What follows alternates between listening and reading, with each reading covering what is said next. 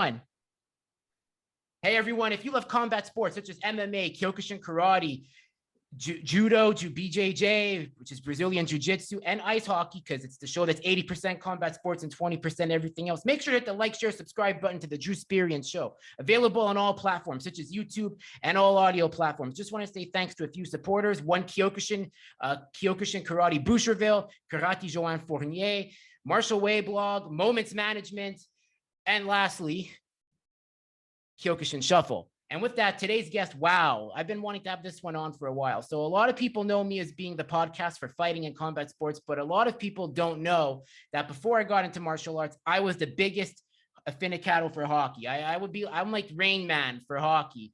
And the guests I have here, I've been wanting them on for 2 years. Their podcast got me back into hockey in 2018 because they represented the Montreal Canadiens the right way, unbiased, professional, simple, and a show for all the fans, whether you're casual, diehard, or in the middle. He is the one, the only, well, there's 3 members of From Failing Hands, Mike and Morad, but I have the honor of gracing John Wilson, who is one of the most outspoken and most honest, but you'll love him, Wilson, coming on the Drew Sperian. Welcome to the Drew Sperian, John. Thanks, buddy. Thanks a lot for having me on. It's a real pleasure. And yeah, I mean, I'm glad to be talking hockey in a positive sense for once, I think, hopefully. Hopefully the signs are there, but so obviously me as like being in like obviously liking UFC and all that, but as I said, this is about hockey, and I want to show our fans, whether it's From Failing Hands and from the Drew Sperian, especially the ones in Canada, that I used to be a huge hockey fanatic too. And I still am. I got back into it thanks to From Failing Hands in 2018. Then I kind of took a year off because I didn't like the way the 2019 season was going, where I think it made us all go, what are they doing? What is this management doing? Then I took a year off completely. And then I came back as a Rangers fan. But I'm a fan of hockey. Look, I love the Rangers. I'm from Montreal, but I'm a Team Kovalev guy. Kovalev started with the Rangers. I got to respect where L'Artista came from. So I'm going to ask you, John, what was your introduction to hockey? What got you into the Habs?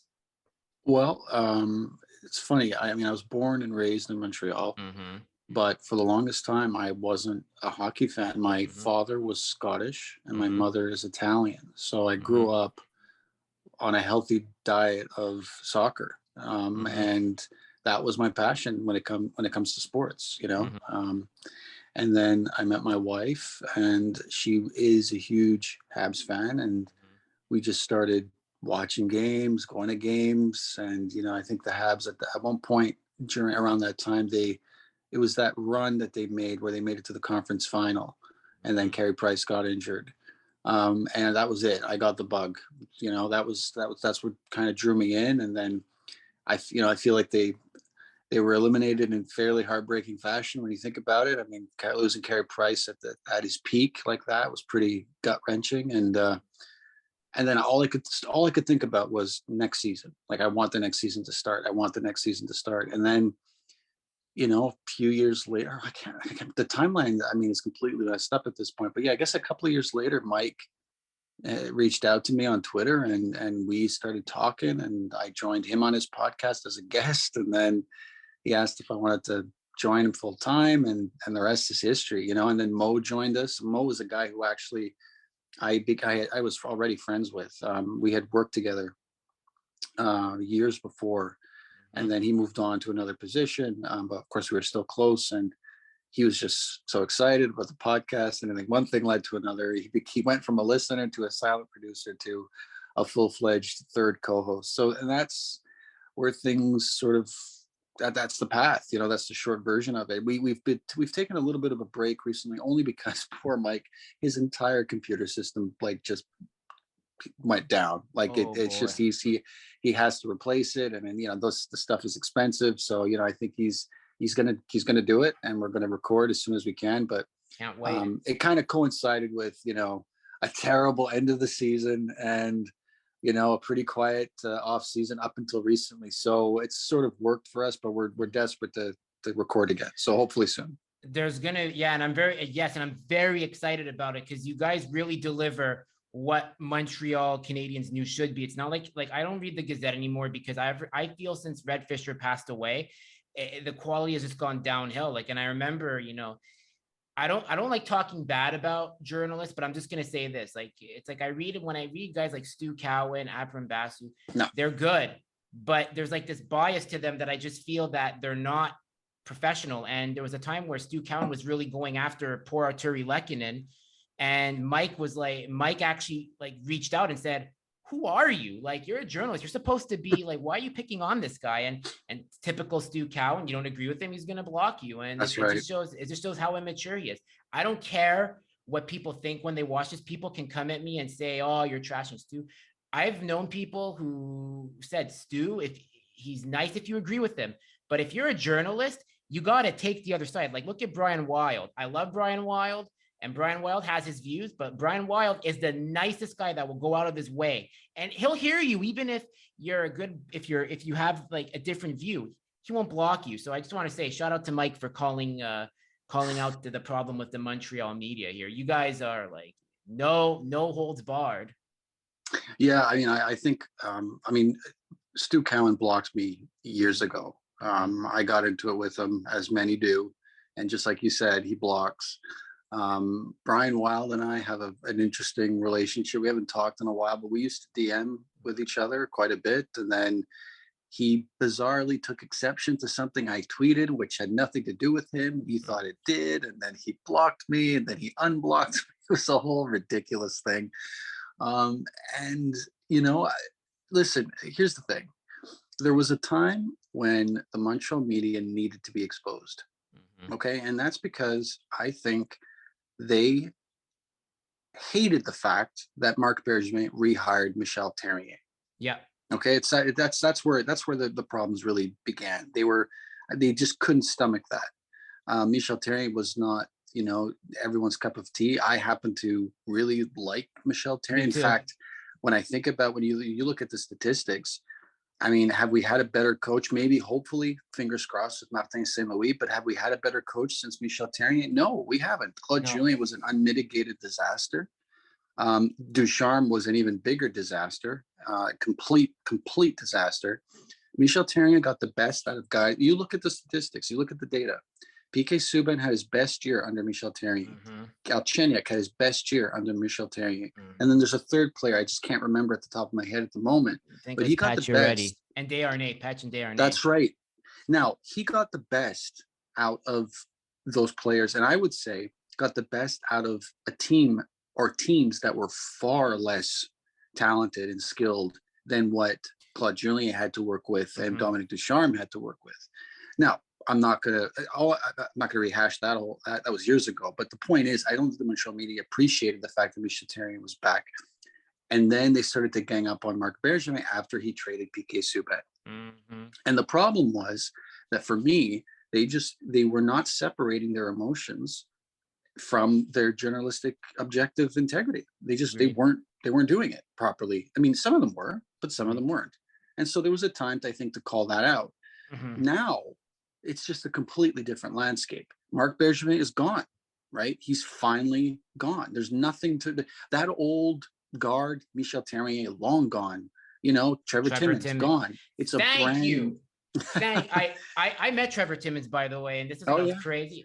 I went up to him in 2009 after, because I saw him wearing the Habs polo downtown. So I'm like, hey, Trevor Timmins. He's like, hey, how are you? I'm like, yeah. So I introduced myself. I'm like, hey, my name's Andrew. I was 6. I just finished high school. So I was like pissing vinegar and obviously like angry. And I was really mad they picked Louis LeBlanc. I'm like, Trevor Tim. I said, Trevor, I said, you should have picked Chris Kreider. And I said, you make the worst picks ever. And he goes, I understand where you're coming from. He's like, but it's not an easy job like you think it is. And my response was, yeah, but you make it look really easy with the decisions you've made. He was not happy with me. So I just wanted to tell you about that. Yeah. But no. And so, that's the extent of it. You know what I mean? So no, I totally hear what you're saying. Now, I don't go after journalists as much as I used to, because I think that first of all, I think some of them have gotten better at they're at not, like I said, not mixing those two. And really, what's there to complain about right now? Like, the guys are gone. The guys that they had a problem with are gone.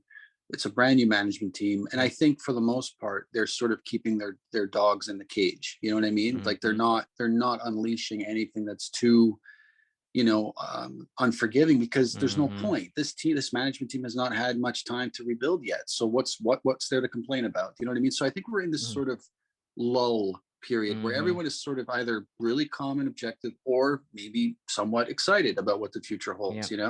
So that's why I don't really feel the need to go after them as hard as I used to. I don't think so either, but I think in the end, I want to ask you, because, obviously, you were a very big Bergevin supporter, but you were honest when he made bad decisions. And that's what people have to appreciate about From Failing Hands. As pro Bergevin as they were, you guys always called it out fairly. You're like, look, we don't like this move, and we're going to say it. We're going to come back to it. And even when like some of those like who don't like From Failing Hands were coming, you still stood tall, and it made you guys have more followers. So I'm going to ask, what do you think led to Bergevin's downfall? Like, what was the move or moves that led to the eventual decline of his reign as GM? So I don't think it was a particular move or moves that led to his firing. I think it was the fact that the team was on a steady decline since, I would say, they hired Claude Julien. I mean, and the fact is they were. I mean, you just have to look at where they finished in the standings, their playoff record, the consistency or inconsistency in which they made the playoffs, and how well they did in the postseason. I mean, all of that was on a steady decline, all of it. On top of that, their prospects, their first round draft picks, were either getting traded away, or they were not amounting to anything. And here's the thing. I just want to preface all of this with a few things. Okay. The first thing is, it is the hardest job in sports management. I think one of the hardest jobs in sports management is running the Montreal Canadiens. I have no doubt in my mind that it is. Oh my God, what was his name? Was it Brian Burke who said it? I think it was Brian Burke who said that in Montreal, you're wrong and you're stupid in 2 languages. And what he meant by that is, you're going to get criticized in both French and English for every move you make, right? Someone is going to criticize you for that move. And Bergevin, he put his heart and soul into that job. He was there for 10 years, I think. I mean, that's a long time. You cannot say, you just look at how he reacted when the Habs made the Stanley Cup final. I mean, you can't say that man did not care about the Montreal Canadiens 24 hours a day, 7 days a week. He did. And I think he genuinely consistently tried to make the team better. I have no doubt in my mind that he did. However, I think that at a certain point, some of his decisions were the wrong ones, or they just didn't pan out. In hindsight, they were the wrong ones, but they just didn't pan out. And I think the first mistake he made was not the Subban trade. No, it was firing Michel Therrien when he did, and hiring Claude Julien. Now, and I've been clear about this for years, that was one of his biggest mistakes. Now, if it comes out that Michel Therrien did something so egregious that he deserved to be fired, then I will stand corrected. But at this point in time, all I heard in terms of reasons why he was fired were that obviously the team were in a bit of a rut, but that he did something. He was mean to a player or players. Well, okay, but so is John Tortorella. So is, I think, 50%, if not more, of the coaches in the National Hockey League. So I have to say, I think what happened there, again, this is just my opinion as a fan, is that Bergevin panicked a little bit. He had a team. He figured he had a team that could do well, that could do some damage.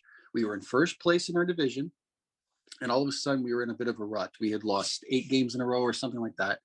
He panicked, and he fired Michel Therrien, and he hired Claude Julien. Fine, okay. I mean, a bit of a head scratcher, because Claude Julien is very similar in nature to Michel Therrien. But what happened was, what followed was honestly just, as far as I'm concerned, it was unacceptable. Claude Julien did nothing for the Montreal Canadiens, nothing whatsoever. We did poorly in pretty much every metric you can find. And he lasted longer than I can't believe he lasted as long as he did. I just cannot believe that his first season, I think it was his first season as head coach. Now, was it his first half season or his first full season? I can't remember. But anyway, it was the season when the Habs made the playoffs and they lost to the Rangers in the first round. Yeah, I still lose sleep about that. I still lose sleep over that because I think that we had a fantastic team that year. We still had Markov, we had Radulov, Carey Price was doing well. Plekanec. We had Weber. Weber at his prime. We had a great team, and Galchenyuk was playing really well, out of this world. We had a really great team, and we completely screwed that up. We had a 2-1 series lead leaving New York. Does that make sense? No. 1, 2, 3, 4. No, anyway, we were going back home up a game, I think. Anyway, we ended up losing the series, obviously.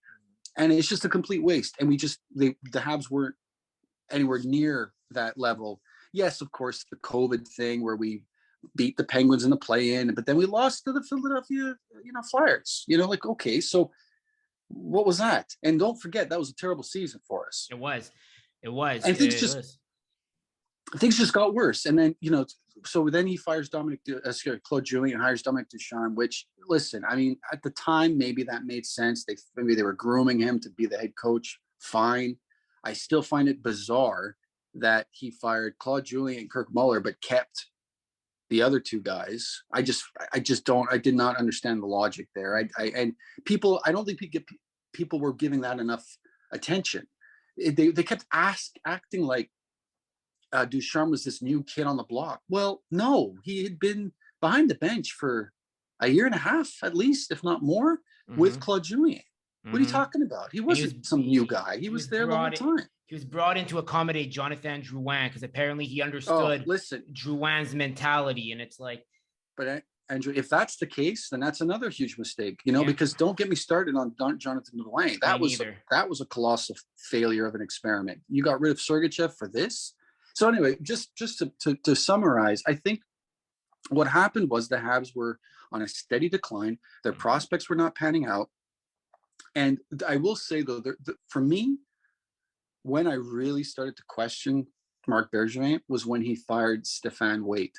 Now, listen, I'm not, it's not like I'm Stéphane Waite's biggest fan or anything like that. I liked his relationship with Carey Price. Apparently, he and Carey Price got on extremely well.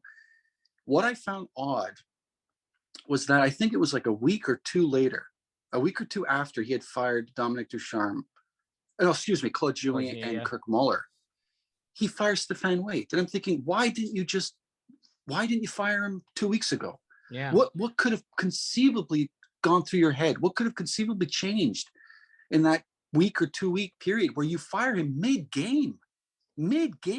I mean, the optics of it were terrible. The last time they did that was like with Camilleri trading in mid-game from the Gauthier era. It reeked of desperation. It really upset Carey Price by all accounts. I mean, he was mortified. Apparently, he was looking for Stéphane Waite after the game. He couldn't find him, and then finally somebody, I think it was Bergevin, told him. It was bizarre. The whole thing was so bizarre, and that's when I thought, wait a minute, like something's not right here.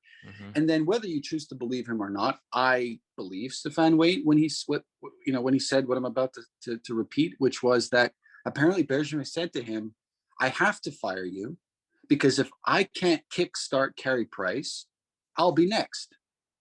I believe that. I believe that Marc Bergevin said that to Stéphane Waite. I do. And if that's the case, then that's not a general manager that has a firm grasp on things, is it?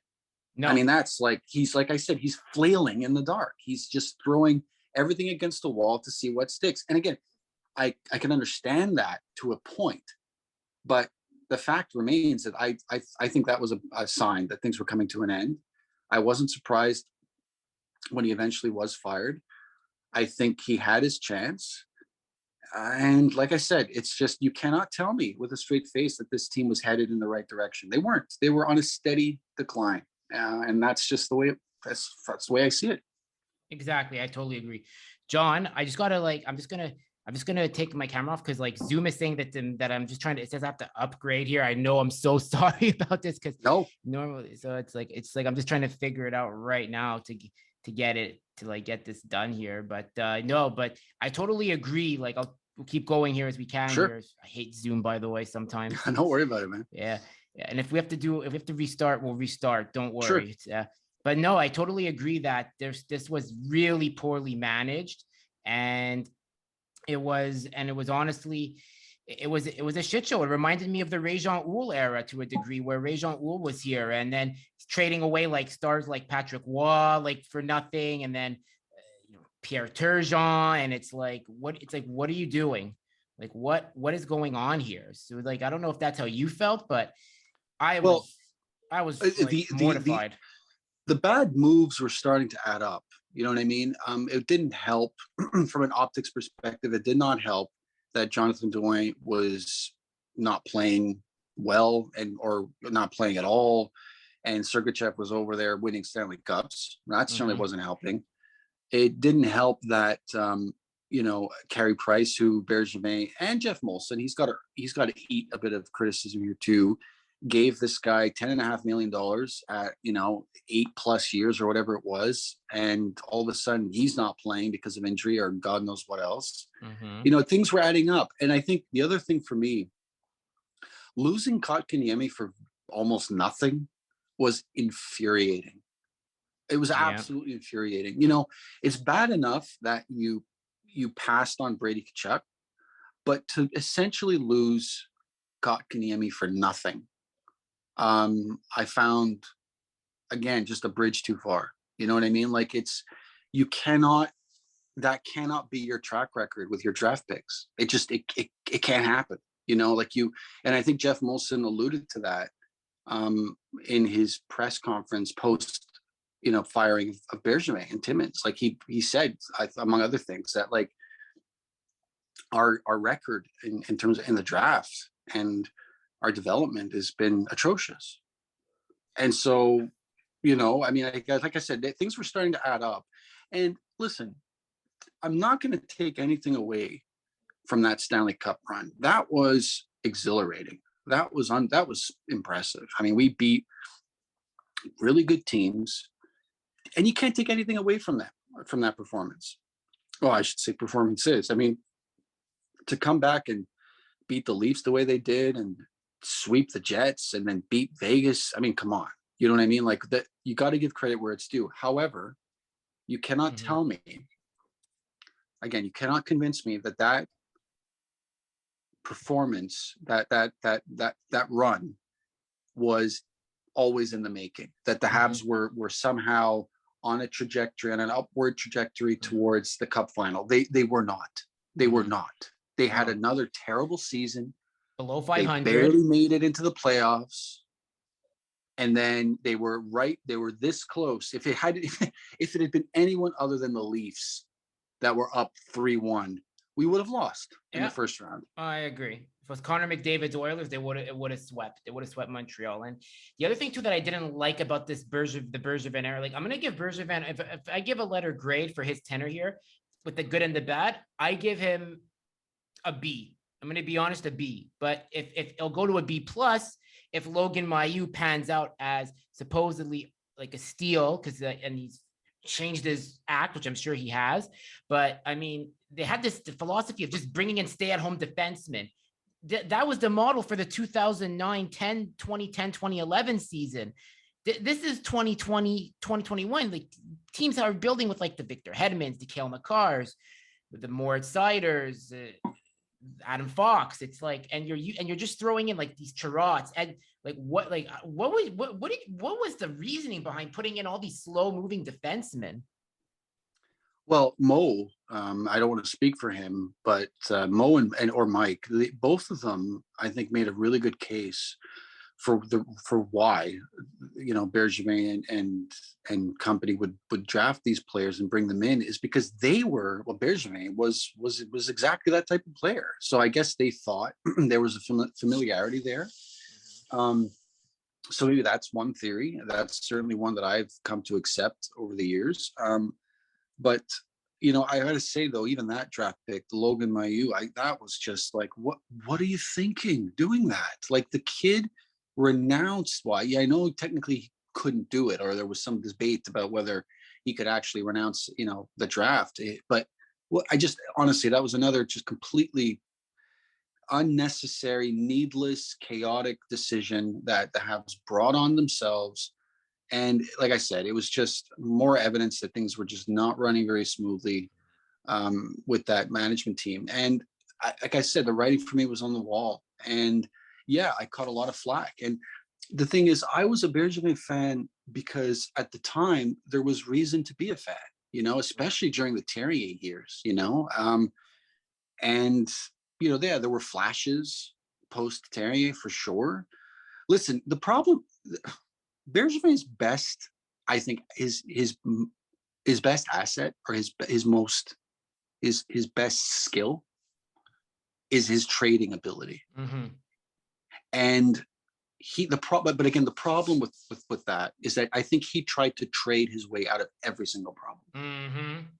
And that's what he did. He tried to do that. And you know, because he was good at it, he'd often get really good returns. But I think it just caught up with him. And I think his argument about prospects, you know, how there's no need for discussion about prospects that we've lost if they don't pan out elsewhere. That only takes you so far, in my opinion. You know, when I look at our first round draft picks post Carey Price, I think we've lost them all. Yeah, let me just tell you who they were. So we had Carey Price in 2005. Then there was David Fisher in 2006. It was a complete bust. Ryan McDonough traded. Max Pacioretty traded. 2008, no first round pick, traded for Alex Tanguay. 2009, Louis LeBlanc traded to Anaheim. 2010, Jared Tenorti suspended and traded. 2011, Nathan Beaulieu traded. 2012, it's like a running song. It's like a never-ending song. It's like, what's going on? You see my point? Yeah. Like that's and again, I think anyone in hockey operations takes one look at that. Eventually, you know, you have to act. And especially when you, like, it's one thing, it's fine not to act on that if your team is winning. Mm-hmm. But when your team is in the toilet, or your team is barely making the playoffs, or, you know, they're not making the playoffs with any sort of consistency, and like I said, things have just been really poor the last couple of seasons, you have to act. You have to. Jeff Molson did the bare minimum, as far as Mm-hmm. I'm concerned. In terms of being, I guess his official title is owner. I'm not sure about this, you know, the logistics of it, but as an owner of the Montreal Canadiens, he did the bare minimum by firing Marc Bergevin and Timmins and Paul Wilson and bringing in Gorton, etc. That's the bare minimum. That's what he's there for. And good on him for acting. He did it. But it's the bare minimum. That's what he's supposed to do. What I know was this, okay, based on what I've seen. So in November, so it was like a week after my 30th birthday, and they were playing Pittsburgh. And there was a rumor that they were trying to make Scotty Mellenby the GM because Bergevin wanted that president of hockey operations role. But I guess because Molson didn't like the way the team was performing, I guess Molson just out of nowhere had that light switch moment where he's like, you've been here for 10 years. What's going on? You don't have a vision. You know, it's like, I'm losing money because people don't want to come to the games, even though we made the final and lost. So I think that's when it all started, because I know Bergevin wanted that president of hockey ops and make Mellenby the GM. And when Mellenby was declined, apparently that's when Bergevin had a dispute with Molson, and that gave Molson the chance to say, okay, well, I guess I'm just going to fire you then. Well, again, I don't see how Bergevin would have survived another year. There's just no way. Like, you know, and that's what I mean. Like, I don't think that clearly the making the cup final brought him very little leverage. Yeah. Like very little. When you think about it, I mean, he was fired, 4 or 5 months later? Yeah. Like it brought him very, very little. I mean, I think had they lost to Toronto, Jeff Molson essentially confirmed he would have been fired. He would have been fired then and then. It was very, and to bring in Gorton was like a very So I was talking with Avery Zaretsky from Barstool. He's on the Spin and Chicklets. He's the guy that Biz goes back and forth with because Biz hates the Rangers. And when I had Avery on my show, Avery was telling me, like, I'm like, Avery, tell Montreal fans what they're getting in Gorton. And he's like, he's like, Montreal's in very good hands with Jeff Gorton. And he's like, even though he was fired, he's like, Jeff Gorton brought us Panarin, he brought us Fox, he brought us DeAngelo, he brought us Shesterkin. And yeah. And Andrew, by all accounts, was fired for something so stupid. Yeah. I mean, if it really was indeed that letter that was released after the, I forget the Tom Wilson incident. Right. You fire him for that. Now, maybe there was more to it than that. Mm-hmm. Okay, fine. But if it was that, then my God, was that a blessing in disguise? Because then we were able to pick him up. You know what I mean? And let's let, just to talk about the new management for a second here. I mean, I love everything about what I'm seeing so far. Me too. Now, I'll be very honest with you. It's super early, super early. But when I think about what they did do, I mean, I think it was a mistake to say that Dominic Ducharme was going to see out the remainder of the season. And then they fire him like 2 months later because it took Jeff Petrie and Anderson to talk. The only reason I'm not all that upset about them telling us they were going to keep him until the end of the season and then reneging on that is because I wanted Dominic Ducharme fired. So in a way, I'm very happy. It sounds awful to say this, but it's sports, so we'll get over it. Mm-hmm. I'm very happy they did renege on that because Dominic Ducharme absolutely had to go. Now, so they did that. Good. By all accounts, Gorton chose Kent Hughes. Mm-hmm. Kent Hughes, I mean, talk about all around well respected by people in hockey, by the players, obviously as a former agent. He clearly understands the game. I like their honesty, their but again, to be honest though, Bergevin was, I mean, he gave more press conferences than anybody. So I'm not going to knock Bergevin on that. He was always available to the press. He spoke his mind. He gave as much information as he could. So there's no real change in that department. But I mean, the Jeff Petrie deal, I don't how he managed to trade that contract away to bring in a player like Matheson is wow. Like, I mean, and look, Ryan Poehling was pretty much going nowhere fast. So, again, putting aside the fact that that's another first rounder gone, but okay, we'll ignore that for now. You look at bringing in that centerman, what's his name? Doc from Chicago. Just fantastic. That's, I mean, listen, Bergevin was right about many things. And one of the things he used to say all the time was when you make a trade, normally it's because you're giving up somebody who isn't working out so well for somebody who isn't working out so, and that's pretty much what we have here. I think that trade was made probably because my theory is that Shane Wright interviewed terribly. I heard that's what I heard. With Vincent LeCavalier. So they panicked and they didn't panic, but they had to reconsider things and they figured, okay, we're going to pick the big bad scoring machine but we need another centerman. And so they sent Roman off to the Islanders. And I think, that kind of thing I appreciate. I like that type of move. I like that type of thinking, if that's indeed what happened. So listen, there isn't much of a sample size, but I'm happy with Molson doing like I said, the bare minimum, but nevertheless, good moves that he has to make. So I'm glad he acted quickly. I'm glad Ducharme is gone. I like what I saw from Martin St. Louis. I love it. I love a fiery, passionate coach. I just find most coaches in the NHL are just a bunch of suit-wearing, boring-ass deadbeats. Like, bring in the hotheads, bring in the passion. I like that from St. Louis, so I like that move too. So we'll see. We'll see how this team performs going into next season. It's going to take some time. You have to accept that. You have to. The other day I was on Twitter and you're not going to believe this, but I was seeing some reminiscing to the Bergevin days. And I'm thinking, are you out of your mind? And these were haters. These were people that were hating on him, right? There's that angle, but the other angle is, do you not recall how bad things were 6 months ago? What are you talking about? Give this team time. You know what I mean? Give this management team time. Give Martin St. Louis time. Yeah, it's very true. It's very true, because the thing is, Montreal has not had a proper rebuild. The last time they could have rebuilt was in 2000 when they traded the Reckies, the Damfouses, and then there was at one point when Saku Koivu. Now, people are not going to like this, okay? Because, you know, I asked you when you got into hockey. For me, it was in 2000. I was following bits and bits as a kid because my cousin played hockey and he loved Mark Recchi, and then he loved Richard Zednik, and then Alexei Kovalev. And I was a Kovalev guy. So, you know, that's because like I'm kind of biased. I say it. I know his son, Nikita. Shout out to Nikita Kovalev. And Kovalev was like, to me, Koivu was a great captain. But when it came to like the skill wise, no one got me engaged in the game like Alexei did. When I went to a Buffalo Sabres game in 2005, after the lockout in November, before his knee injury, and he missed like a month, and it was basically like watching Michael Jordan on ice, like that. Yeah. He was on when he was on his game.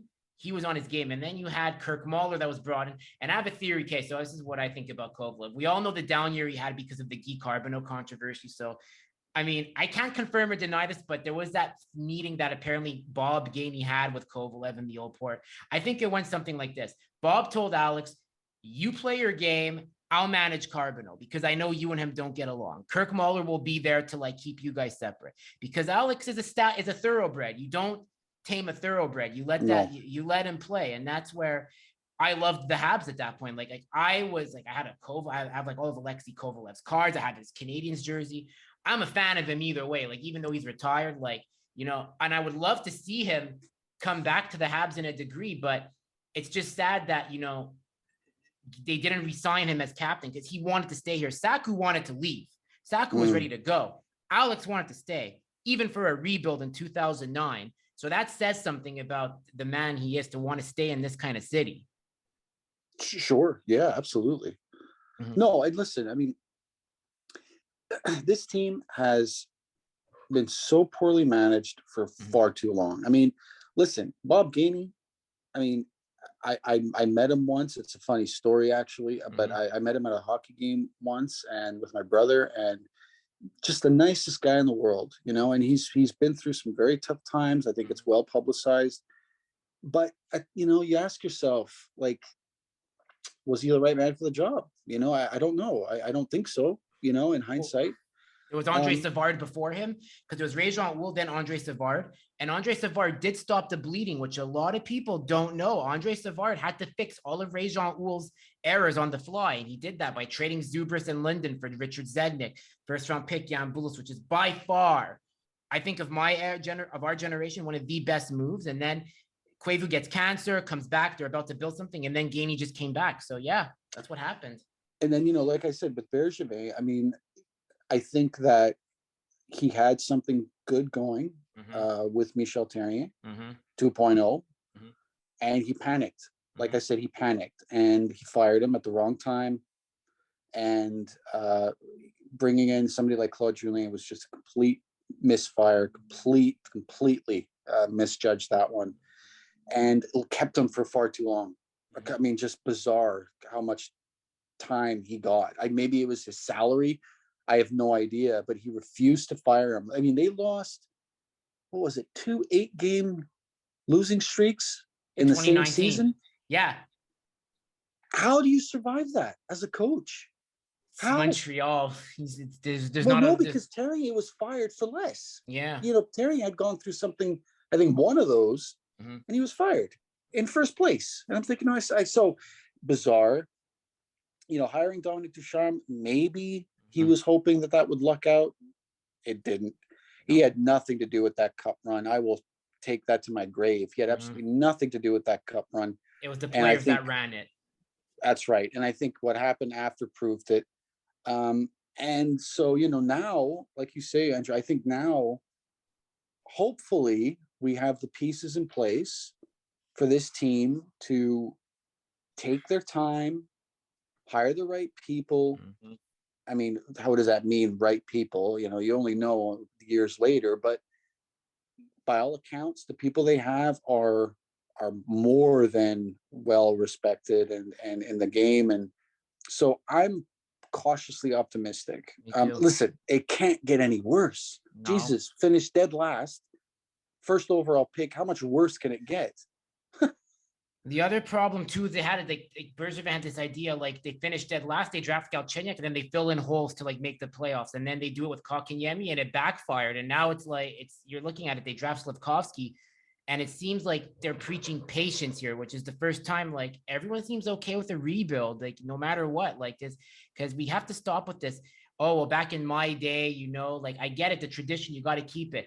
But we didn't grow up in the 1970s or 86 or really 93. We were like, some of us weren't even born. So it's good that they're preaching this new patience. And when you watch development camp, there was a coach for every 3 players. That says that they want to take player depth seriously now. Well, and you know why that is, Andrew, is because things are so damn competitive now. Mm-hmm. Like the line between, winning and losing in the NHL is so thin. It is so damn thin.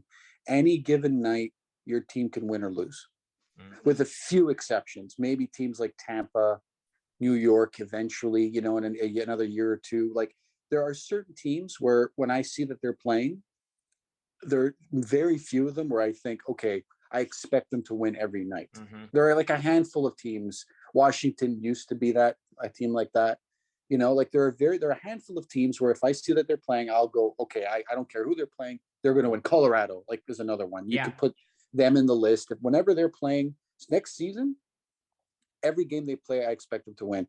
But with the exception of Colorado and maybe a handful of others, it could be anything. Any team could win. Any team could win. It is so competitive. Teams are so evenly matched. And I think they're absolutely right to preach patience because, listen, I thought I was going to get caught in a foolish statement last time when the Habs were in the Cup final, because not long before that, I went on record saying on the podcast, I said, it'll be a miracle for us as Habs fans to witness the Montreal Canadiens winning the Stanley Cup in our lifetime. And the reason I said that wasn't because the Habs were poor at the time. I said it because of parity. Parity is a league that embraces parity the way the NHL does, makes it infinitely more difficult for every team to win, especially a team that has a fan base as passionate as ours, where we expect to win all the time. And I think that any management team that we have going forward, they'd be foolish not to preach patience, because that's the reality. Like the Habs could have the best team in the world in a couple of years and they could still lose. Yeah. Because that's the league. That's it. And the other thing too, that I noticed is I understand, look, I know you're a big Carey Price fan and they always try to build around Carey Price, but this is not the Carey Price of 2014 or 2013.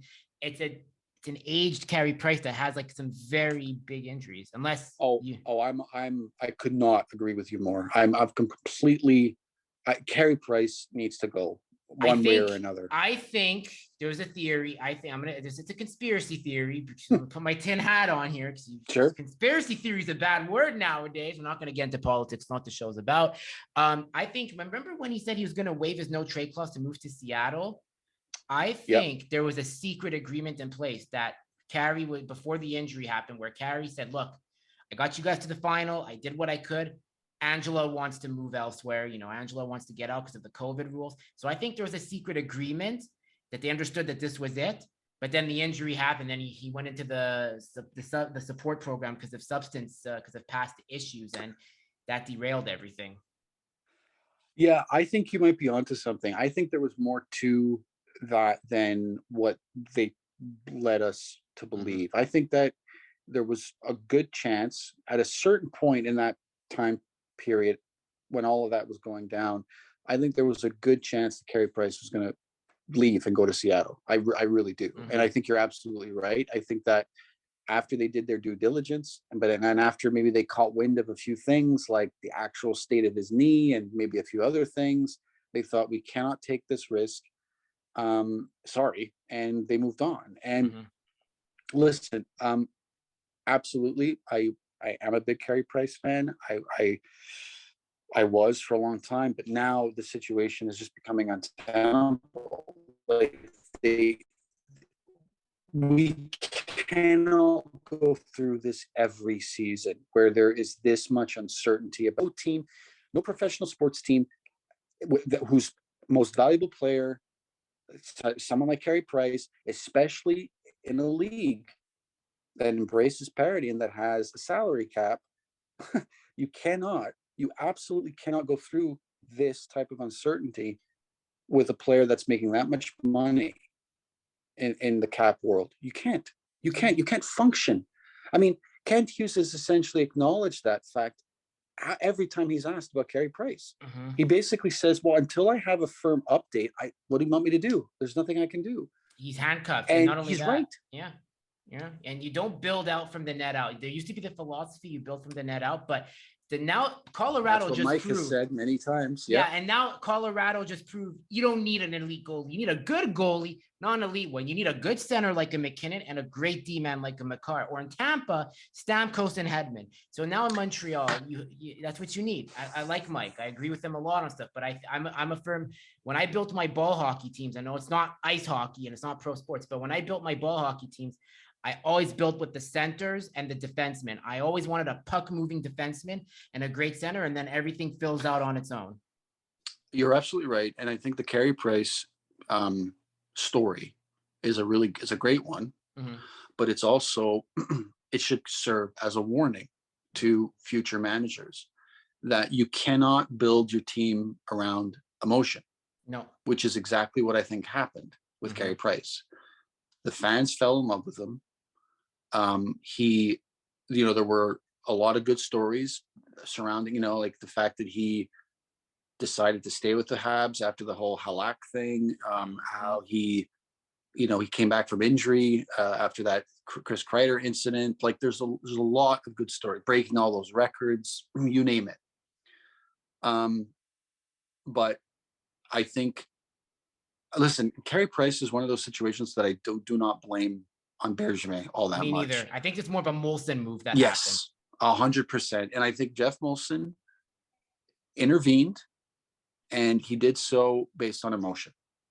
And we're paying for it, literally and figuratively. We're paying for it because, like you said, and as Mike has said many times, you really can't throw that much money towards a goalie. You can't do it. And I think that too many people, me included, at the time when he signed his extension said, well, what do you expect the Habs to do? They have to keep him.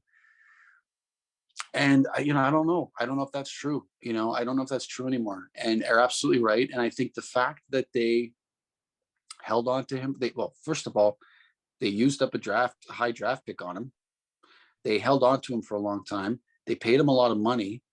I think we're paying for that. We really are. And now more than ever, because every day that goes by where we're not sure what the situation is with his knee it's one step. It's not even one step forward. It's you're spinning your wheels, or you're actually falling back down the hill.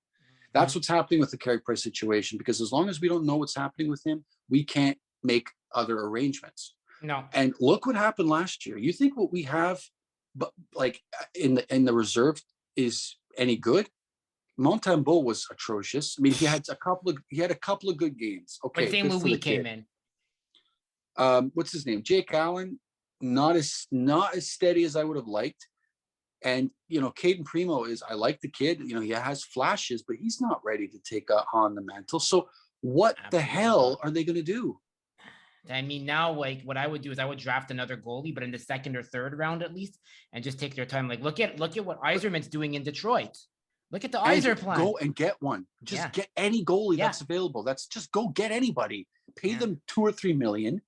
Just get anybody at this point. It doesn't matter. But the problem is they can't, because they've got money tied up in goalies already, and they don't know what they're going to do with Carey Price. Now, apparently, there's another big deal that's supposed to drop, in the next couple of days with the Habs. Pierre-Luc Dubois, is that the rumor from what I hear? I don't know, because see that is sort of almost an accepted rumor at this point.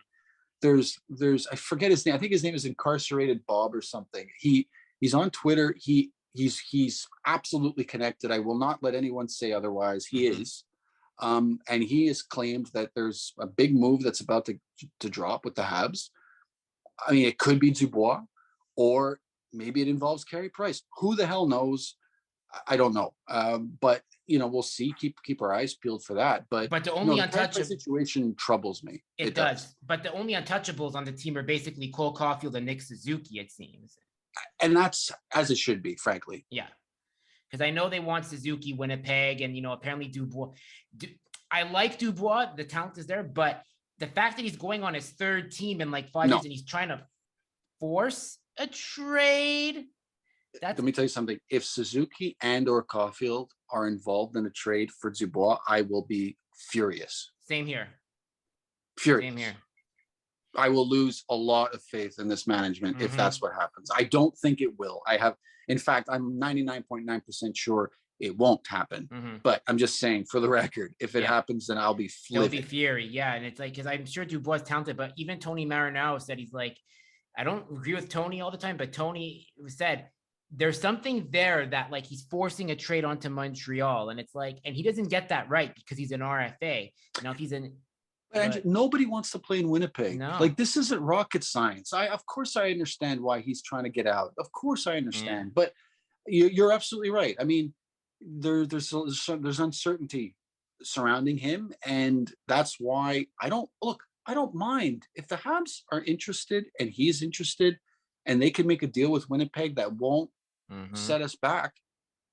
I won't say no to a big centerman like that. Me of neither. Course not.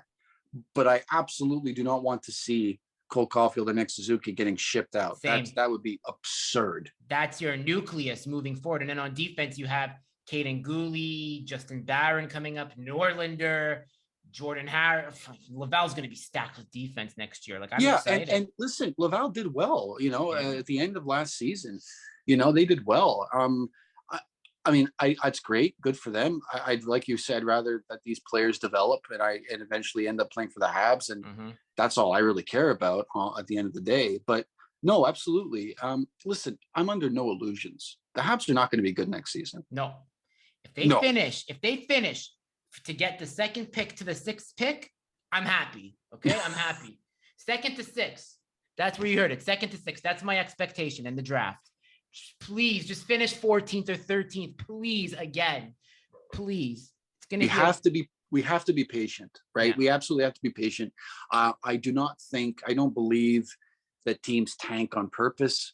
I don't think that's what's going to happen. I think they're going to struggle, which I don't mind. However, if part of our struggle is due to the fact that we don't know what's going to happen with Carey Price, I'm going to be upset, because at that point, like I said, it's not so much that we're going to lose games because of that. That's fine. I don't mind losing games. It's because I think every day that goes by that we're not sure what's happening with them, it sets us back. Kent Hughes and Gordon, they need to plan. They need to act. These are guys who have proven they're willing to act fast. They're willing to act now, but they can't as long as Carey Price's situation remains unclear. And look, this is going to sound a little harsh, and Carey Price is absolutely entitled to his money. No one is saying otherwise, but I can't help but think that he's sort of holding the team hostage right now. I think so. I really think that. He's not. My uncle was saying this to me. He's like, Carey, you think Carey's going to leave $40 million on the table? Like, for him to do that takes a lot. And he won't. No, he's not going to. He's not going to. I mean, unless he has no choice but to retire. I think he could probably squeeze another year at least, just like Shea Weber did, at least, if not more. It's all about which team is going to be willing to eat his contract. And, that's not for you and I to figure out. That's up to Kent Hughes to figure out. But I just, the fact that we still don't know, and the fact that he might not make it for training camp, like this, these are not good things. These are very bad things. There's a lot of red flags with that. And it shows me that, and it's also and I could see why they wanted to get rid of Petrie, because they didn't want a bad attitude.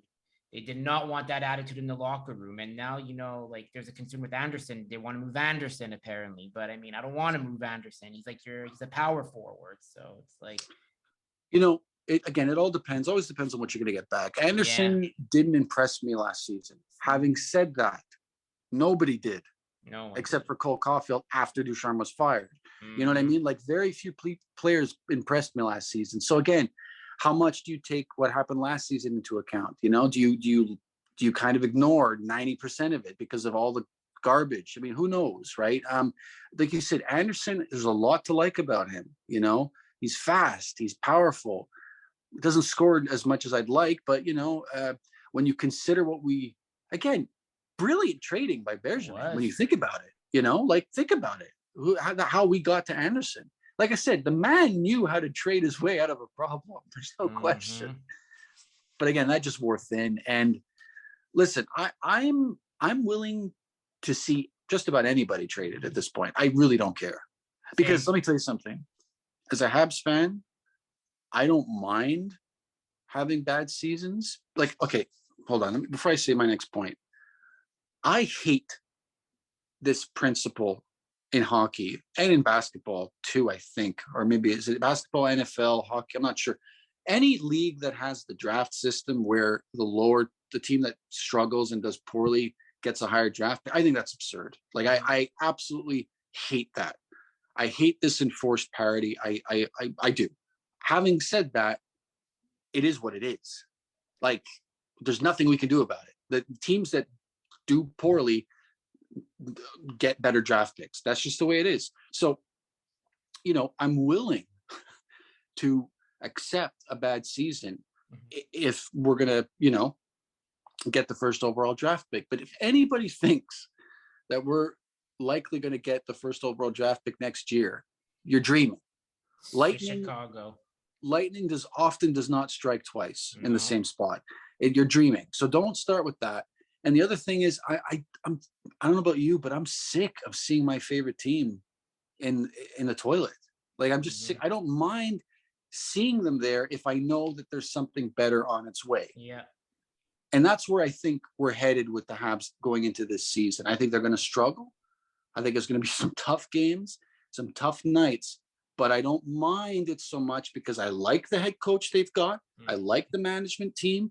I like most of the players we've got. There might be a few other, dead weights that we have to ship off. But otherwise, I like what's happening. So, okay, you're going to lose. That's fine. We're still not there yet. We're still a young team, et cetera, et cetera, et cetera. Last season was barely acceptable because there was a point where it didn't seem like they were going to do anything.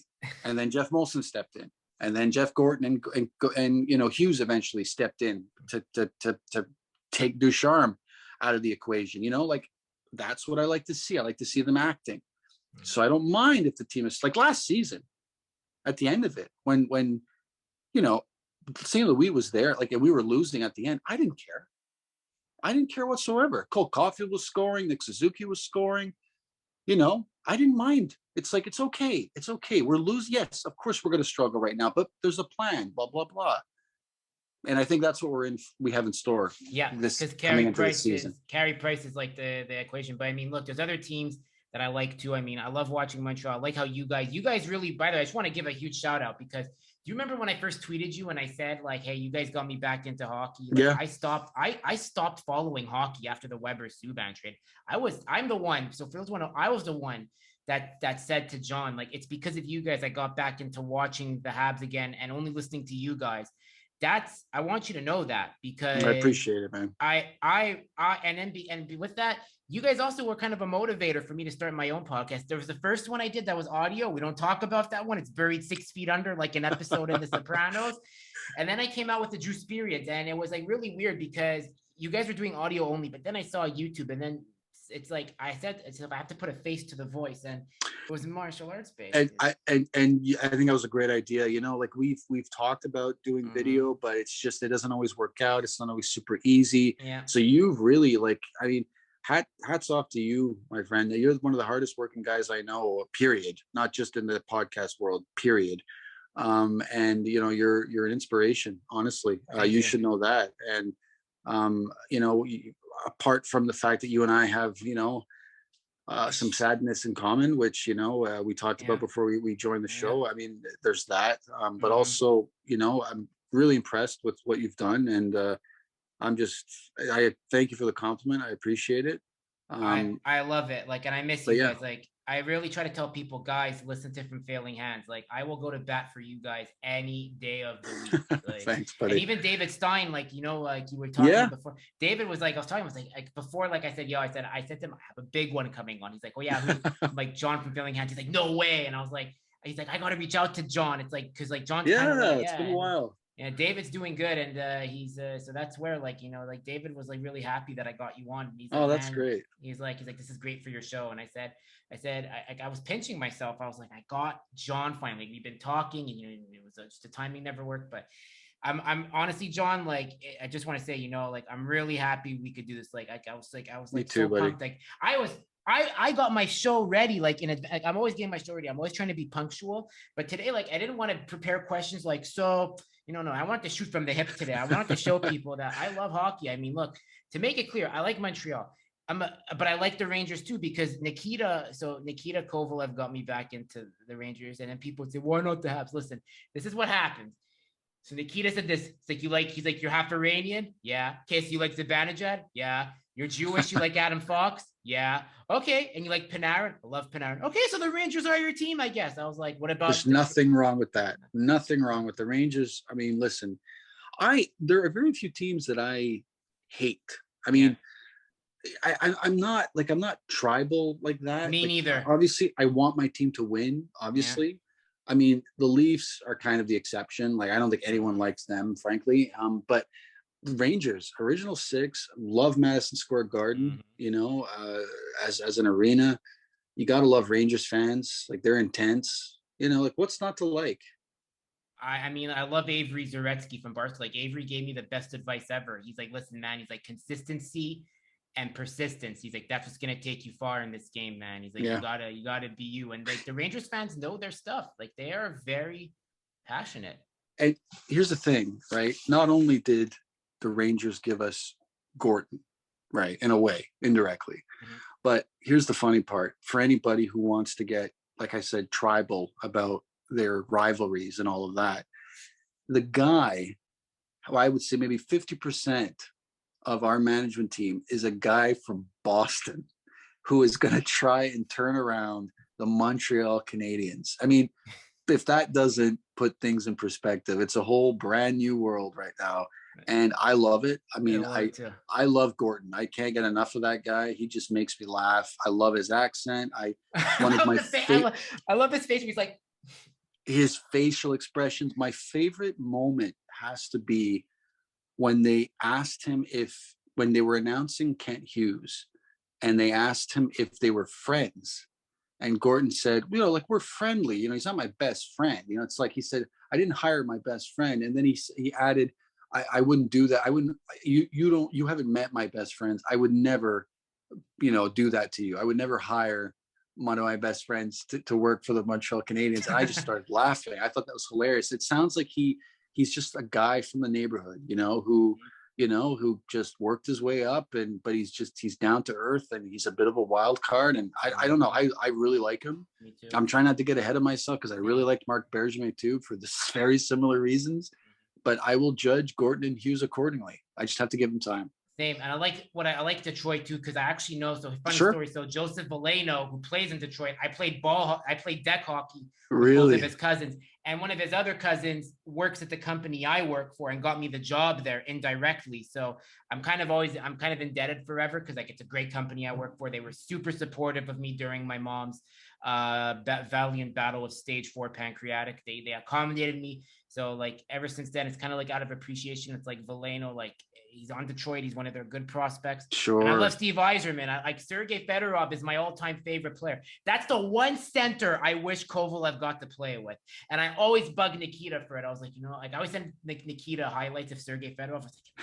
I was like, and Nikita's like, at one point, Nikita's like, stop sending me these. Like, no, I'm just kidding. I love Nikita's like, I get it. He's like, I can't respond to all of them, but yeah, I agree. Like, it would have been really nice to see. But Sergei Fedorov is my all-time favorite player. Like, he did it all. Like, he did it. Like, that was my first hockey memorabilia. That was my first hockey card. It was a McDonald's 3D Sergei Fedorov. Oh man, those are the days, man. Like, and then think of it, when Roy got traded in the 90s, half of Montreal fans did one thing. They went for Colorado. They stayed with Montreal, but then others went for other teams. Like some went for like San Jose because they were up and coming. Some went for Detroit, St. Louis.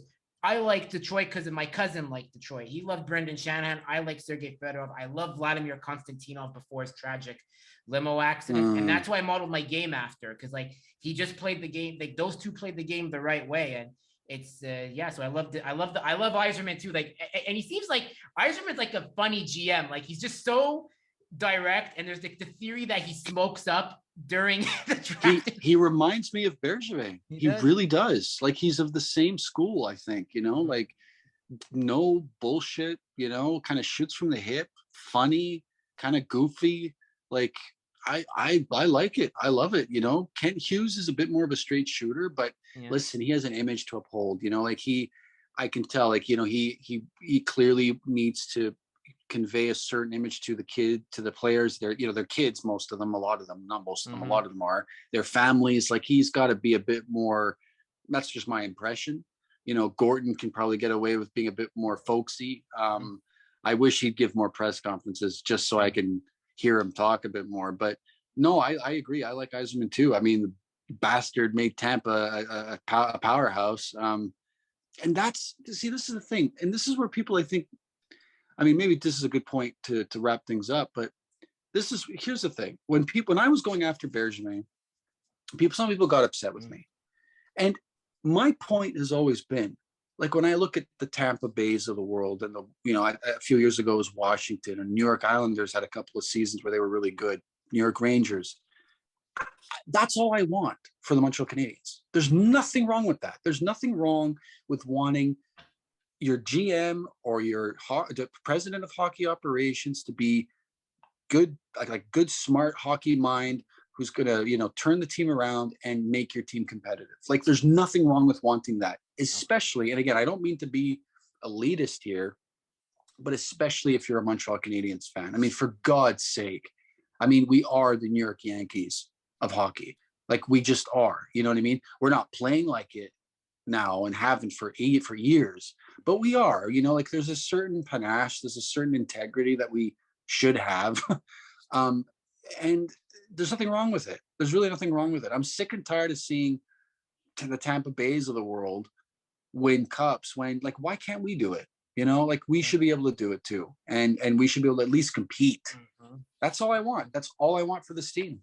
Same here. So taking away from hockey, I know like we're going to wrap it up shortly. So I think we were also talking one time about the James Bond series. Like you and I were having some good conversations back in the day. Yeah. And, right now, like I'm on vacation. So obviously before recording, I watched I saw that. I'm on the Living Daily. Yeah. And I'm a Timothy Dalton kind of guy. Sure. I wish he could have gotten, that. Okay, so I want to ask you, how do you rank the Bonds? Like in terms of like what you've seen, like who was like up, like, just want to hear what you say, and then I'll give you my. Sean Connery for me is the ultimate. But there is a special place in my heart for one particular movie. Not so much the others that this particular Bond did, because I'm not a big fan. GoldenEye is honestly one of the best Bond films ever.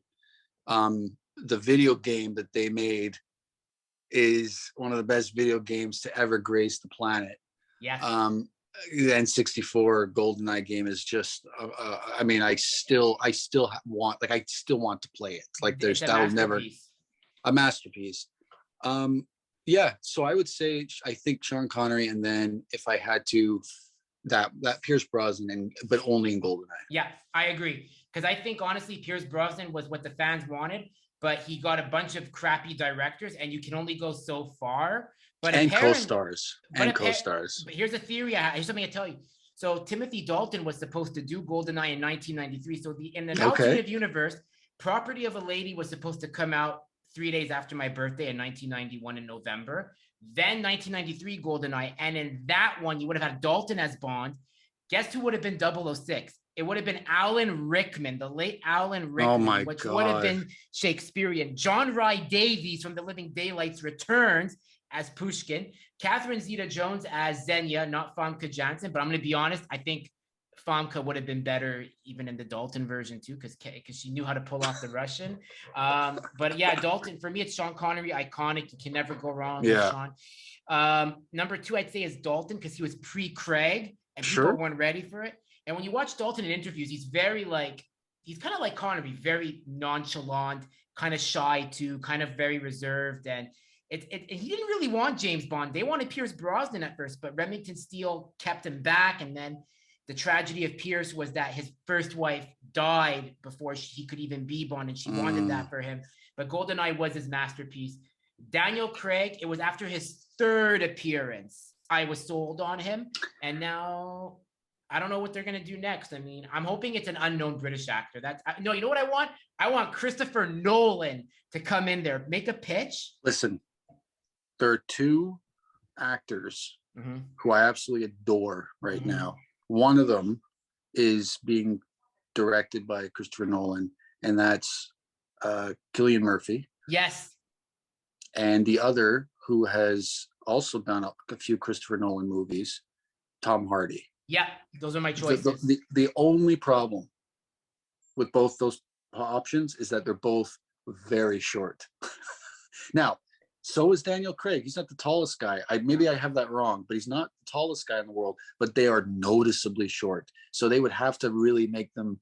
They'd have to either make a conscious decision to have a short James Bond, or they'd have to film them a certain way. Like with Bane in The Dark Knight. But the thing is, though, here's the thing with Nolan. As much as Nolan wants to do it, as you said, Nolan's going to want to bring his guys on, and Barbara Broccoli, who runs the whole franchise, she's going to want to have her people. But I'm sure they're considering what to do now that the Craig era is done. And I'm praying, I'm hopeful that Christopher Nolan gives his resume, and he's like, okay, he's like, I have a plan to direct. He's like, I want to be the John Glenn of my era, because John Glenn directed For Your Eyes Only, Octopussy, View to a Kill, Living Daylights, and License to Kill.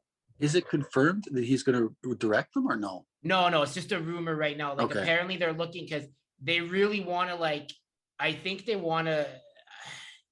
There's rumors that they want to bring in Henry Cavill. They want to bring in Martin Campbell to direct it again, the one who did GoldenEye and Casino Royale. But Martin Campbell is 80 years old. He can't.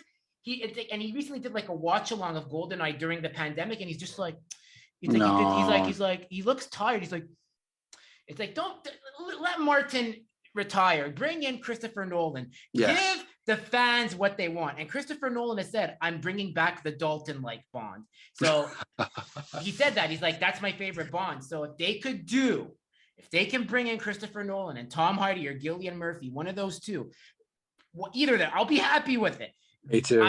I think we're going to see a renaissance of the Dalton era and I agree. homage. And they should bring Timothy back in some minor roles, and they're gonna say, hey, you've got it all figured out. I do. I've got it. I'm telling you, I'm a Rain Man with hockey. I'm a Rain Man with MMA. I'm a Rain Man with James Bond.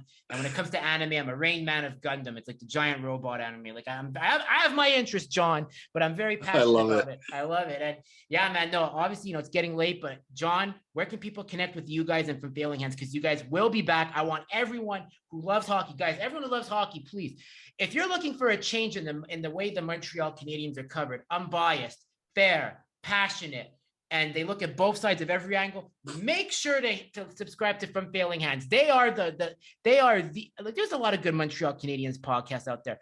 Follow these guys. They're organic. They're up and coming. They're only getting better. They've had big names on. I know I'm giving you a lot here, but I want people to know. We got to know. You guys are right. You guys are like the Sopranos. You guys are running this city. That's praise. Thank you, man. That's great. Well, listen, I appreciate it. So the Twitter handle and on Instagram as well, it's at From Failing Hands Podcast. Absolutely. It's been a while since we last recorded. Absolutely. Like I said, part of that is complications due to Mike's entire podcast computer system just went belly up. So, that stuff is pricey, and he's got to get a whole new computer, et cetera, et cetera. But we will be back. That's absolutely, don't worry, we're not, it's not over. The Beatles will be back. So absolutely. And thanks for the shout out, brother. I can't thank you enough. like I said, we were talking off air. It's you and I started talking a bit more recently, because your personal struggles with your mom. I mean, it hit home for me. I went through something very similar with my father, so I reached out, and we've been talking ever since, a bit more Yeah. than we did before. And I'm glad we did. I'm glad we touched base, and Same. I'm more than happy to do this. I was super excited when you asked, and I'm getting that bug again. I think the thing is, and here's the funny thing I'll leave your listeners with is, just because your team is struggling doesn't mean you can't talk about it. Right. Okay. And I know that the tendency, and I completely appreciate those that do want to turn away from them if they're not playing well or they're not being managed properly. But, it's important to talk about it too, and it's important to voice your concerns and your criticism, as long as it stays respectful. And believe me, it can be cathartic, to get it all out there. So having said all of that, I'm really, like I said, cautiously optimistic about the future with this team. I really, I think it's going to be tough. I think it's going to be another tough season. So don't let the enthusiasm of the off season kind of lead you astray. I think it's still going to be tough, but hang with it. And the last thing I want to say is, like I said, I alluded to this earlier, Drew, you're an inspiration, brother. Really. I mean, the fact that you're doing this so soon after everything you went through. I mean, I'm sure you have your reasons. Everyone deals with things a different way. I don't care. It's really impressive. You're an inspiration. I just think you need to hear that from a fellow traveler, and your listeners need to hear it. You're the hardest working guy I know. Honestly, it's kind of blows my mind. You make me feel like I'm a fat guy on a couch every time I see that you're working out and all that stuff. I mean, I usually have to get off my ass and go for a walk at least when I see that you're busting your hump. But the fact that you have time to do this, work, whatever it is else you do, which is, I'm sure there's a ton of it, is really truly inspiring. So good for you. Thank you. And yeah, anytime, brother, anytime. I'd be more than happy to join you anytime you want to talk James Bond, to talk whatever, hockey, anything you want. I'm not the biggest UFC guy. It's okay. Mo and Mike give me shit for that. But I'm kind of trying. It's not my cup of tea, but I'll talk about anything else you want. Well, look, I also want to say, Mike and Murad, if you guys ever want to come on the show too, please, by all means, the door is always open. You guys have been an inspiration for me, all three of you. And as I said, it started with like listening to the Sheldon Surrey episode for me. Sure. And was shaking during that interview. I met him once in 2000. I met Andrei Markov in 2006. Oh, wow. I'll tell you what happened, but this is going to make you laugh. So I had a Danny Markov card on me. So I see Andrei Markov, and my cousin was like, what are you going to ask him? I'm like, watch this. I go up to Andre. Hey, Andre. He just nods his head like typical, like Andre. Yeah. Is this your brother? Show him the Danny Markov card. He looks at it. He goes, no. He's like, no. And I'm like, I got him to speak. So good for you, man. Yeah. Andre would be an interesting guest if you guys could get him on, or Thomas Plekanec. I'd love to see Thomas speak more than 3 words. Yeah, that would be interesting. But yeah, we'll see. Man. We'll see. I mean, it's been a while since we've had a guest on, but mostly that's because between the three of us, we just talk up a storm. So but who knows? Who knows what the future holds? Hey, he got Chloe Ture on, and if he could get Chloe Ture on, I'm gonna get him on. That was all Mike. That was all Mike. I don't know how Mike did it, but I just want to say Mike motivated me to like try to get a model on. Like I'm trying to get a ring girl on from the UFC. So Mike, you're inspiring me every day, and you too, John, especially Murad. So yeah, guys, From Failing Hands always has it. Like one day, if you ever want to do a collab, I know Scotia Canadiens sadly stopped. I want to get him on, but he said, look, I can't do it. I'm just taking a break. But From Failing Hands, doors always open on the Drew Experience. And if you guys ever want to have me on to like talk hockey, like from like a Rangers perspective or Detroit perspective, like by all means, like I'd be more than willing to like give to help like give you guys a bump as a guest. Thanks, brother. Appreciate it. So make sure to hit this. to like, share, subscribe for Failing Hands, Eagle Dares, Mike, Murad. Give these guys a follow. They work their damn asses off. And From Failing Hands is the Montreal Canadiens podcast to listen to. So cancel your subscription to the Gazette and all other media. Listen to these guys. And because they are uniting all Montrealers from worldwide, whether you're in Quebec, whether you're in Ontario, whether you're in Timbuktu. And make sure also to like, share, subscribe to the Drew Experience Show on all platforms. But as I said, tonight's show is about my guests more. So please give them the follow they deserve if you're in the Montreal area and elsewhere in Canada and the US. Thanks, buddy. Thank you.